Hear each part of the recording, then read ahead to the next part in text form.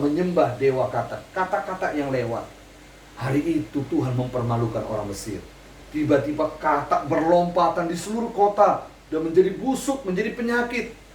Mereka yang tadi menyanjung dewi katak menjadi benci lewat kata itu. Mereka baru sadar bahwa itu bukan Tuhan. Amin, saudara. Amin. Saudara, kita harus menyadari, tanpa kelahiran baru, kita nggak akan sadar bahwa kita sedang diperbudak dengan banyak hal oleh iblis. Hanya kita nggak lahir baru saja.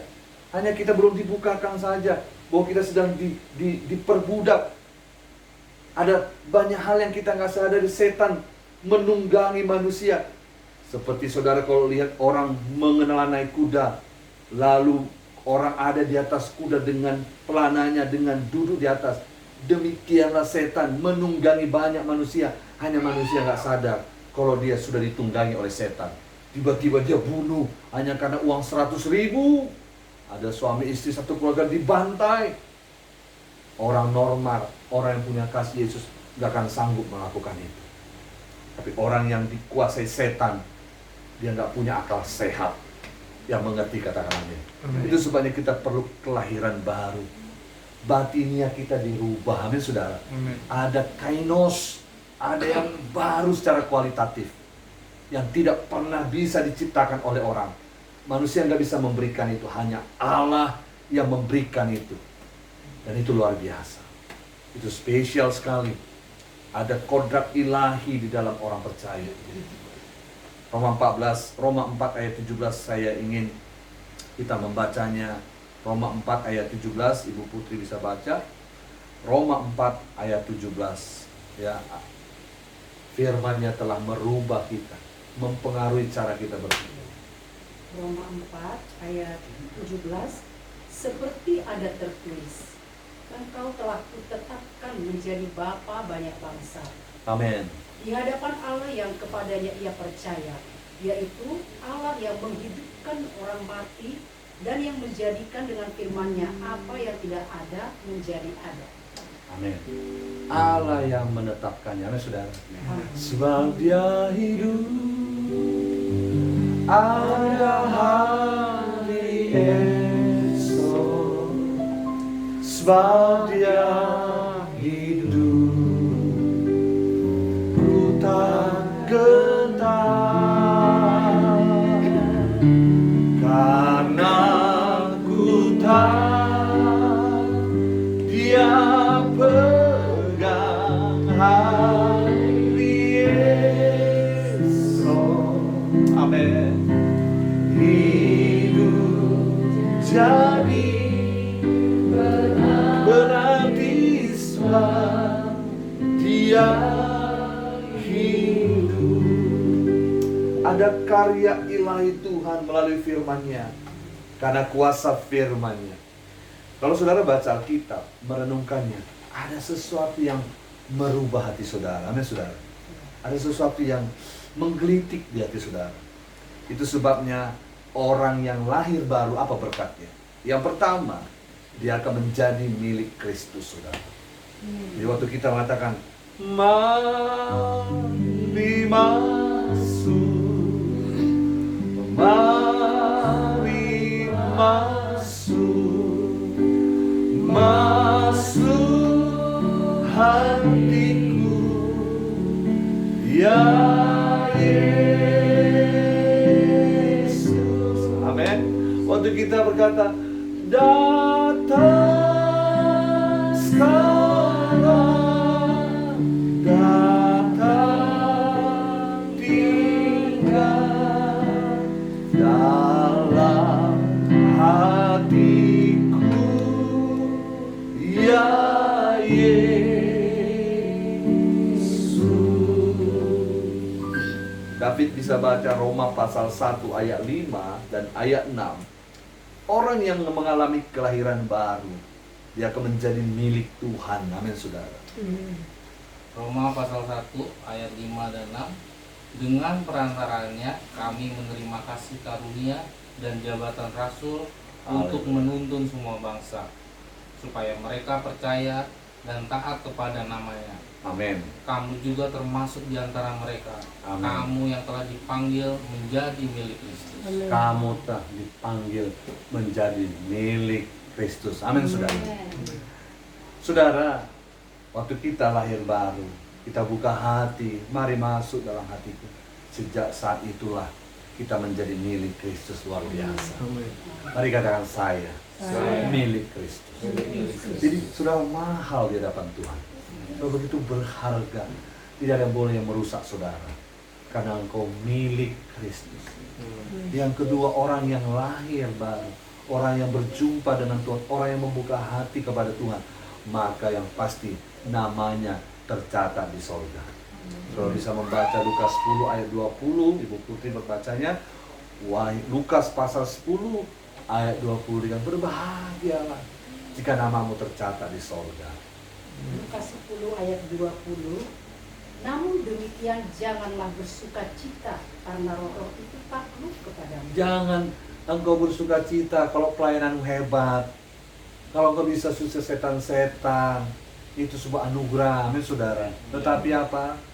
Tetapi bersukacitalah karena namamu ada terdaftar di sorga. Berbahagialah Amin. kalau namamu terdaftar di sorga. Nanti waktu kita mati, kita diangkat dalam peti, lalu orang nyanyi, oh Yerusalem, kota mulia. Kita nggak bisa rasa apa-apa lagi, amin saudara. Kita sudah tutup mata, kita sudah buka mata, kita ada di sorga. Amin. Tapi tahukah saudara, hidup yang paling berbahagia, nama kita terdaftar di sorga. Amin. Terpujilah Tuhan. Hari ini mungkin kita belum mengerti. Masa sih? Tapi saudara akan bersyukur satu kali ketika Bapa panggil engkau. Amin, saudara. Yang ketiga, saudara, orang yang hidup baru di dalam Tuhan, dia tidak akan lagi menyembah antikristus. Jadi saudara nggak usah dibingungkan dengan chip dan sebagainya. Percayakah saudara, di dalam batin saudara sudah ada sebuah infrared kasarnya, seperti ada sesuatu insting yang kuat yang kita akan sadar bahwa itu bukan sesembahan kita. Ada yang sesuatu yang membahayakan kita, saudara. Saudara, kalau ada air yang mau netes mata kita akan kedip. Seperti itulah orang yang sudah mengalami kelahiran baru. Dia nggak akan mungkin menyembah Kristus. Mari kita baca Wahyu 13 ayat 8. Saya baca buat kita semua. Wahyu 13 ayat 8 dikatakan, semua orang yang diam di atas bumi, amin saudara, akan menyembahnya, yaitu setiap orang yang namanya apa? Tidak tertulis sejak dunia dijadikan di dalam kitab kehidupan dari anak domba yang telah apa? Disembelih. Jadi semua orang yang diam di bumi akan menyembah siapa? Antikristus. Tapi orang yang tinggal di dalam Yesus tidak akan mau menyembah itu, amin saudara. Dia punya insting bahwa itu bukan sesembahannya, amin saudara. Karena kita sudah punya hati yang baru. Tuhan berikan hati yang baru, kepekaan. Jadi saudara, orang yang mengalami kehidupan yang baru di dalam Tuhan, dia akan menjadi milik Tuhan. Dia akan apa? Namanya terdaftar di sorga. Amin saudara. Betapa bangganya kita ketika kita masuk perguruan tinggi, nama kita ada di sana. Wah, lulus, amin saudara. Betapa kita bergembira, bersuka cita waktu kita apa? Sadar bahwa nama kita terdaftar di sorga. Yang ketiga, orang yang sudah dilahirbarukan oleh Tuhan, satu kali akan diangkat sama Tuhan waktu Tuhan Yesus datang. Amin saudara. Wah, ada pertemuan di udara. Saudara tahu lagunya? Ada pertemuan di udara, pertemuan asik. Ayo. Amin. Mari kita fokus, amin saudara. Ada pertemuan di udara. Mari katakan ada pertemuan di udara. Ada pertemuan. Nanti kita akan terjadi pertemuan di udara. Ya, terjadi pertemuan di udara. Mari kita baca 1 Tesalonika 4.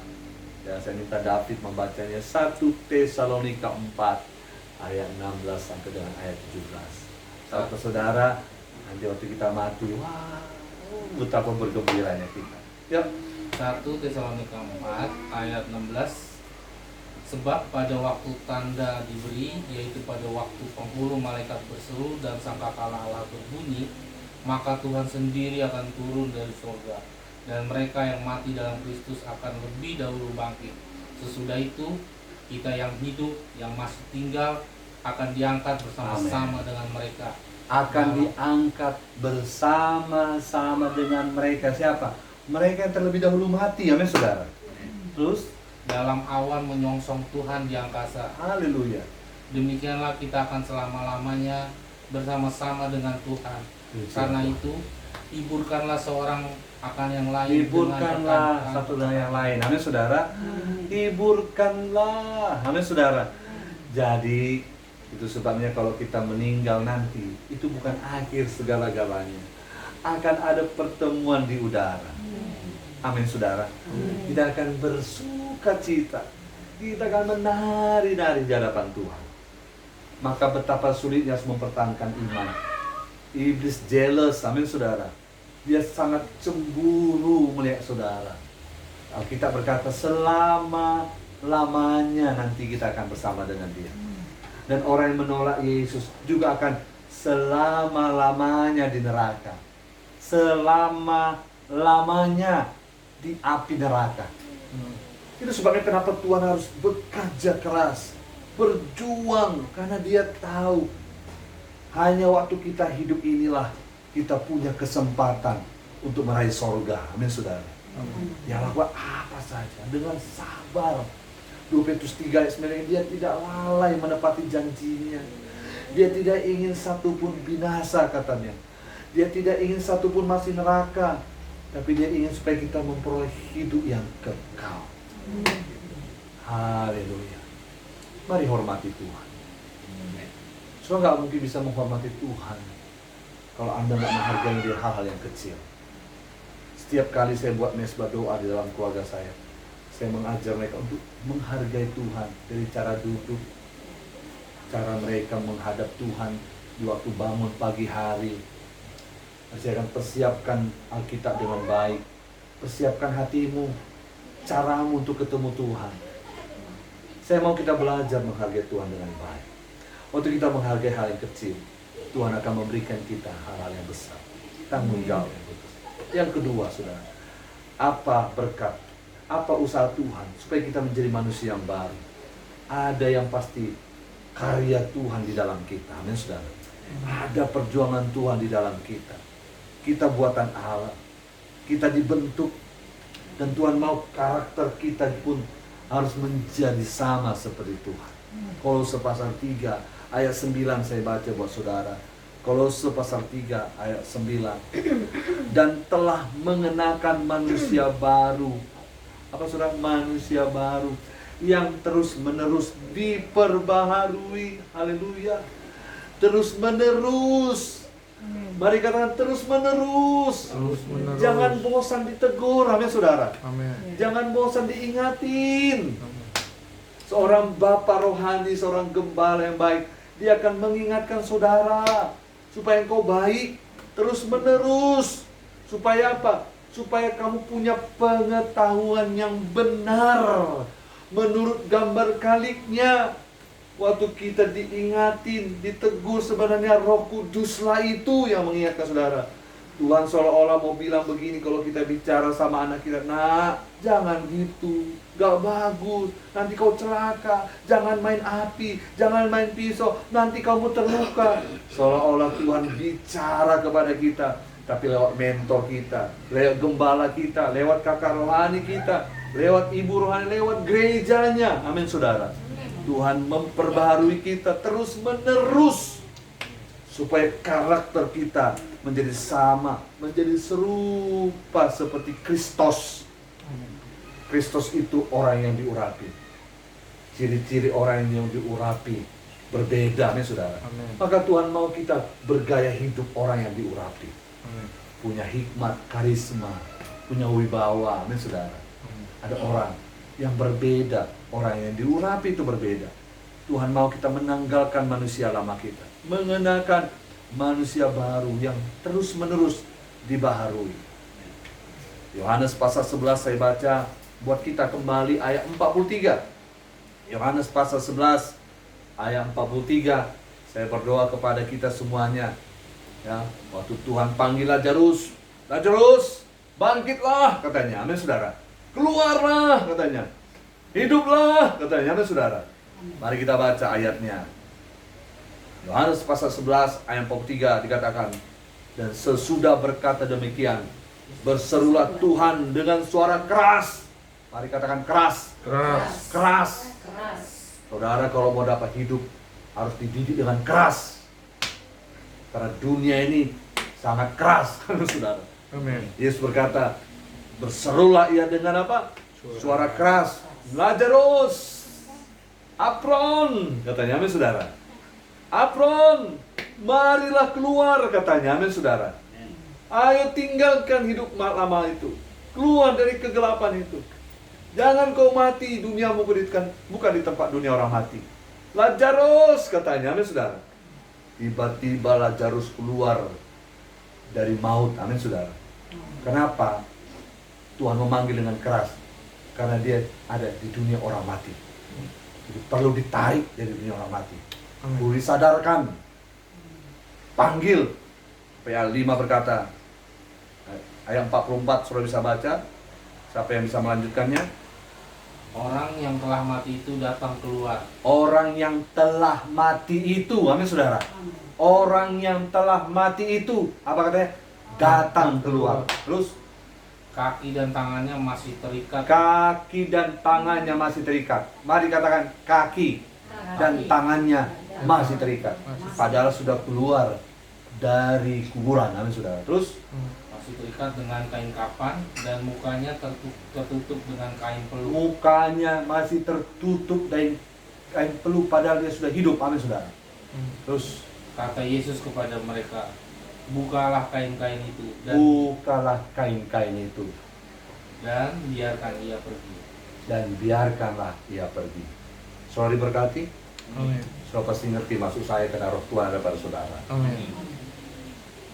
Saya sudah lahir baru, amin, saudara. Amin. Waktu saya dipanggil Tuhan melepaskan kehidupan lama, Tuhan bilang dengan keras, keluar kau Lazarus. Harus keras, karena kita hidup bertahun-tahun di dunia orang mati, berbuat dosa tanpa sadar, saudara. Tapi Tuhan bilang, tanggalkan semua yang mengikat dia, yang menutupi mukanya.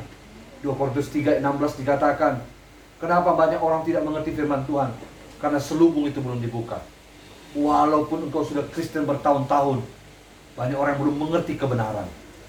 Sudah ngaku lahir baru, tepuk-tepuk tangan, bahasa roh, berjatuh-jatuh, berguling-guling, saudara. Tetapi kehidupan Kristus tidak pernah dihidupinya. Kenapa, saudara? Kolose tadi dikatakan, karena dia nggak terus-menerus untuk berubah. Harus dilepaskan satu persatu yang mengikat hidup kita. Karena kita bertahun-tahun sudah hidup dengan lumpur dosa. Dan itu sebabnya Tuhan berkata, aku di dalam kamu, kamu di dalam aku.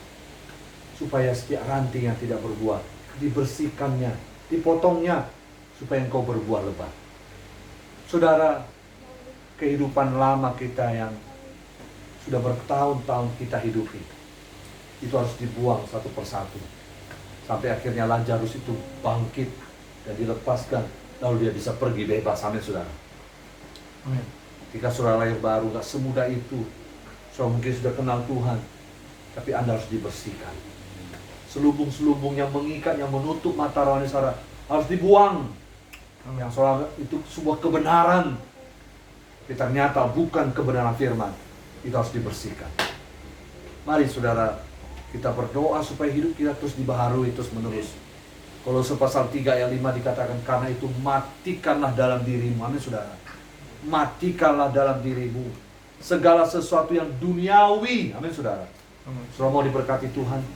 Sekalipun masa pandemi, krisis, apapun kata orang, saudara, itu nggak bisa membatasi Tuhan bekerja dalam hidup saudara. Ini bukan kata-kata untuk menghibur hati saudara. Alkitab tidak pernah berdusta. Alkitab iya dan amin. Alkitab ini haleluya begitu dahsyat, saudara. Amin. Alkitab berkata, matikanlah dalam dirimu. Supaya apa? Supaya ada kuasa Tuhan yang mampu menolong saudara. Tuhan gak bisa bekerja kepada saudara kalau saudara ada lingkaran dosa dalam hidup saudara. Matikanlah itu, amin, saudara. Amin. Matikanlah itu, amin, saudara.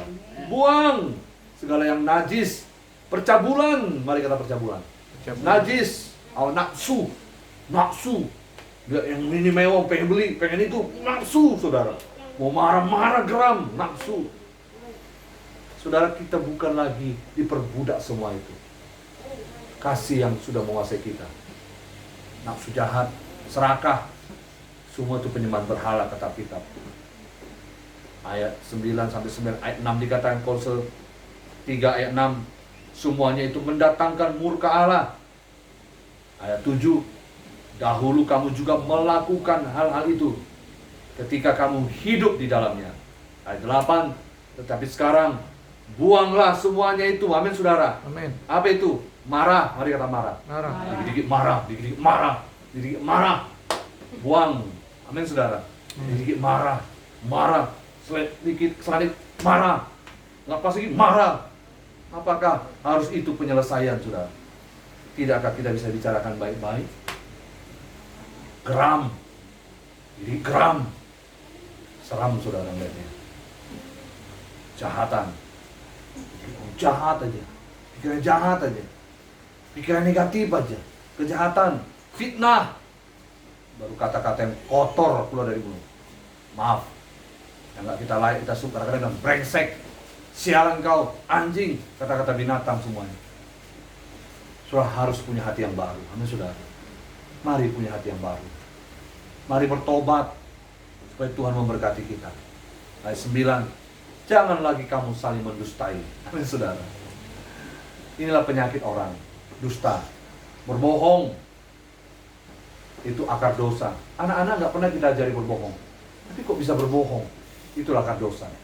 Itu sebabnya Tuhan dengan tegas berkata pada Musa, ingatkan kepada anak cucuku, orang-orang Israel, ajar mereka berulang-ulang, katanya. Ini nggak boleh ngajar sekali, seminggu tidak, saudara. Bangun, lagi jalan, lagi duduk, kata Alkitab. Ajar anak-anak itu. Supaya mereka sadar mana yang benar, mana yang tidak benar. Jangan lagi kamu saling mendustai karena kamu telah menanggalkan manusia lama serta kelakuannya. Amin, saudara. Mengapa? Kita ini orang pilihan. Berbeda. Amin, saudara. Amin. Kita nggak usah jauh-jauh lah jadi pangeran Inggris. Kalau saudara pergi ke luar negeri, betapa bersihnya kota itu. Kalau saudara dari luar negeri naik pesawat tiba-tiba masuk Indonesia, wah, terjadi saudara goncangan. Apa namanya? Crosswind, saudara. Oh, goncangan. Kenapa? Polusi tinggi di Indonesia. Dan waktu kita terbang di luar negeri, Eropa, smooth. Kenapa? Polusinya nggak terlalu tinggi, saudara. Orang-orang di sana disiplin, ngantrinya bagus. Ada orang ambil kartu tol, kertasnya, buang begitu saja. Satu mobil buang satu kertas, kalau lewat 100 mobil, saudara. Kalau bisa bayangkan berapa ratus ribu kertas yang berserakan di jalan. Ada orang begitu mantap, mobil mewah, minum buang aqua sembarangan. Saudara, kita perlu disiplin. Kita ini orang-orang pilihan, amin, saudara. Kita harus jadi cerdas, jadi berkat. Mengapa perilaku ada seperti itu? Karena hati yang belum dibaharui. Saudara, kalau saudara punya hati yang baru, pasti saudara nggak nyaman untuk melakukan itu. Paling saudara berkata kasar, saudara buat yang nggak pantas. Sebagai orang-orang pilihan Allah, katanya dalam Kolose 3:12, yang dikuduskan dan dikasihinya, kenakanlah belas kasihan. Amin, saudara. Kasihan aku. Saya setiap kali melihat orang-orang bergumul, belas kasihan itu harus paling depan. Amin, saudara.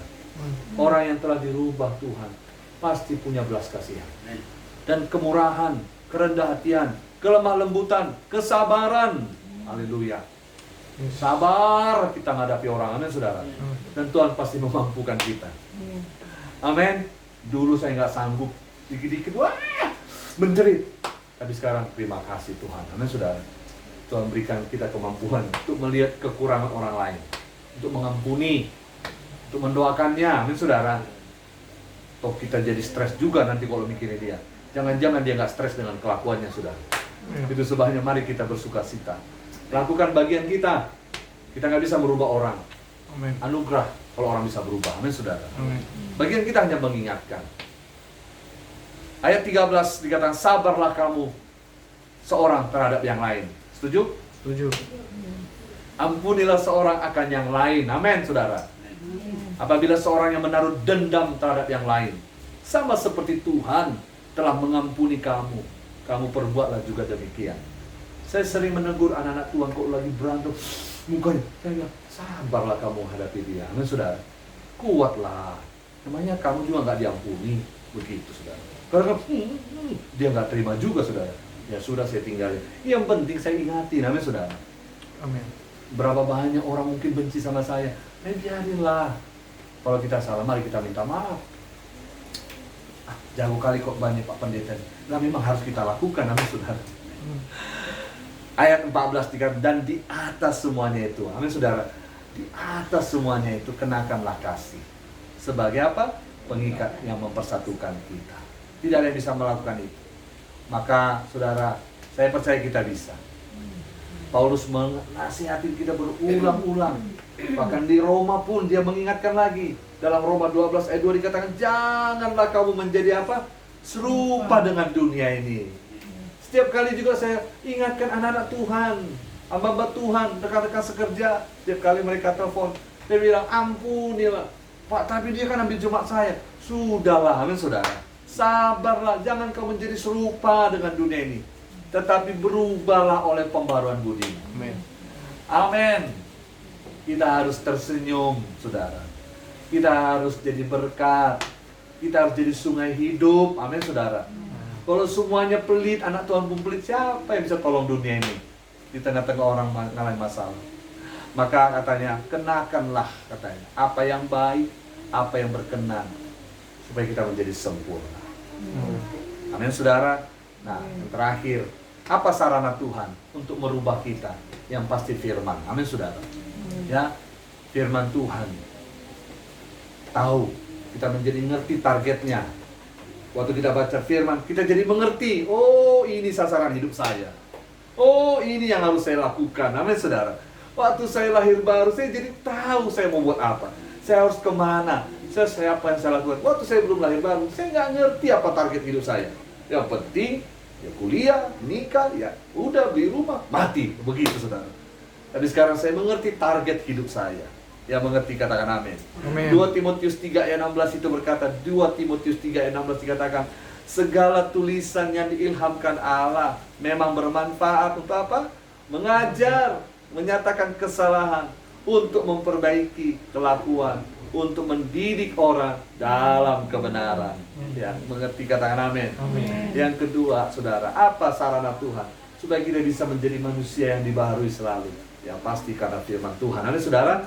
Dengan firman kita jadi mengerti target kita, fokus kita, kita jadi tahu apa yang harus kita kerjakan. Yang kedua, doa. Mari katakan doa. Roh Kudus itu memberikan kita seperti roket. Amin, saudara. Ya, wah, untuk kita bisa apa? Syek, ketemu Tuhan, saudara. Amin.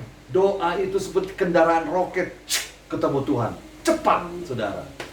Jadi doa menyadarkan kita siapa kita. Wah, supaya kita pertama perlu Tuhan.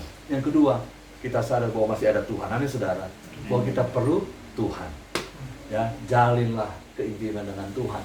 Itu akan membuat kita menjadi manusia yang selalu baru di hadapan Tuhan.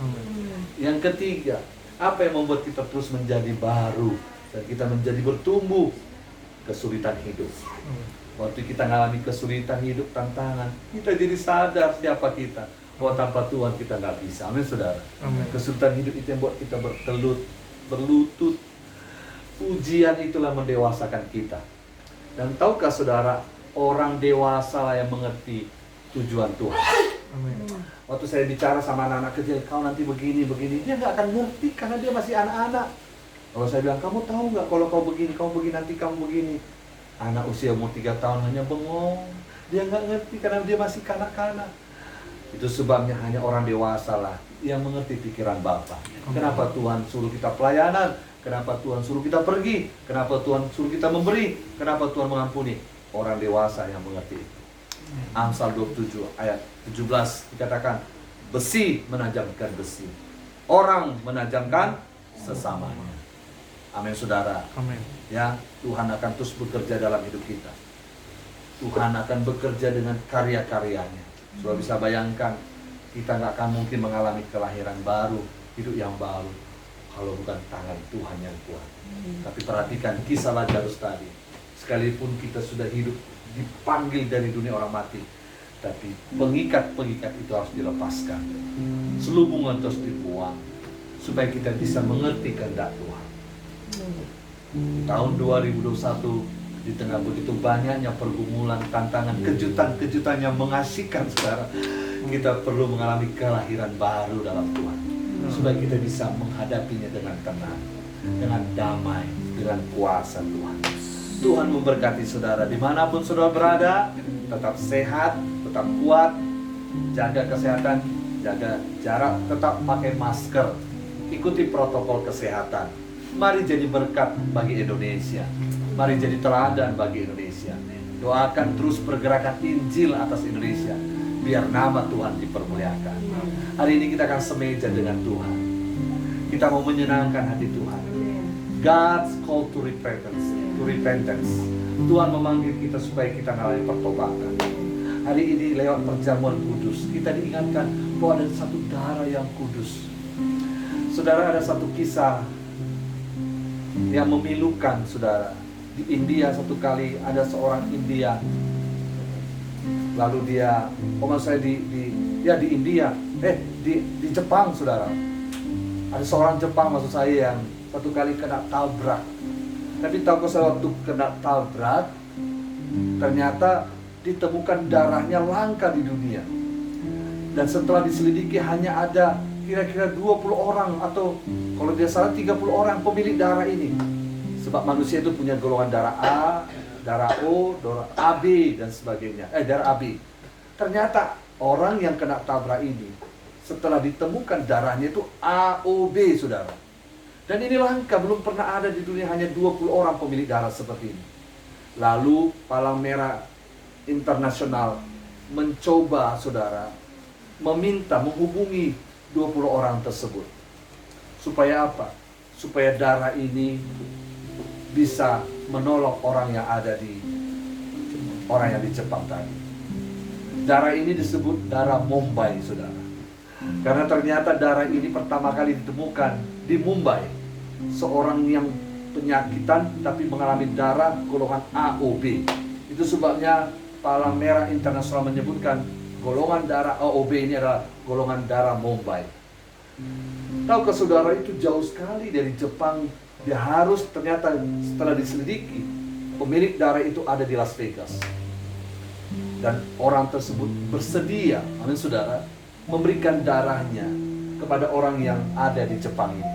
So bisa bayangkan satu darah di Las Vegas yang unik, amin saudara, hanya ada di sana dan dia bersedia memberikan darah yang telah menyelamatkan darah seorang Jepang yang kena tabrak. Terlebih darah Yesus, amin saudara. Unik darah Yesus, amin saudara. Lebih unik dari darah Mumbai tadi. Dia lebih dahsyat, lebih luar biasa. Darah itulah yang telah menyucikan kita, menyelamatkan kita. Mari siap